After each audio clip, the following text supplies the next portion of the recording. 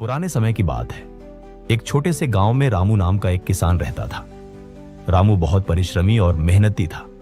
उसका एक पुत्र था जिसका नाम राजू था।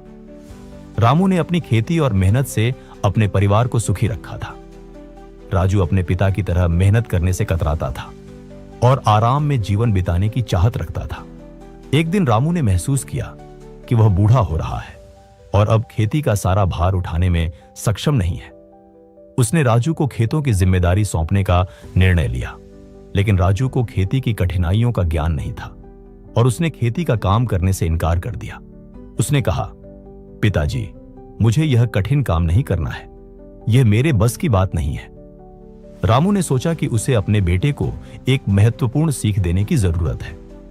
उसने राजू को खेत में एक पुरानी गाड़ी के पास बुलाया और कहा, देखो बेटा, इस गाड़ी को चलाना आसान नहीं है। इसके पहिए पुराने हो गए हैं और यह चलने में कठिनाई पैदा करती है। अगर हम इसे चलाना चाहते हैं तो हमें इसके पहियों को ठीक करना होगा।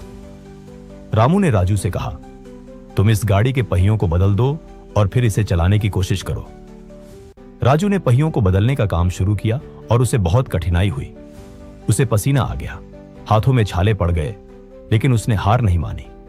आखिरकार उसने पहियों को ठीक कर लिया और गाड़ी को चलाने में सफल हुआ। रामू ने कहा, देखो बेटा, यह गाड़ी हमारी खेती की तरह है।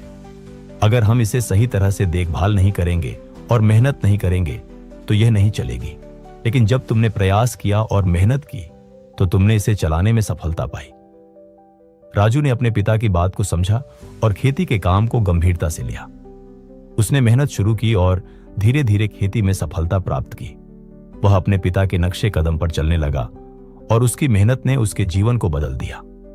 दोस्तों, इस कहानी से हमें यही सीख मिलती है कि बिना मेहनत और प्रयास के जीवन में सफलता प्राप्त नहीं की जा सकती। जीवन में कठिनाइयों का सामना करने और मेहनत करने से ही हम अपने लक्ष्यों को प्राप्त कर सकते हैं।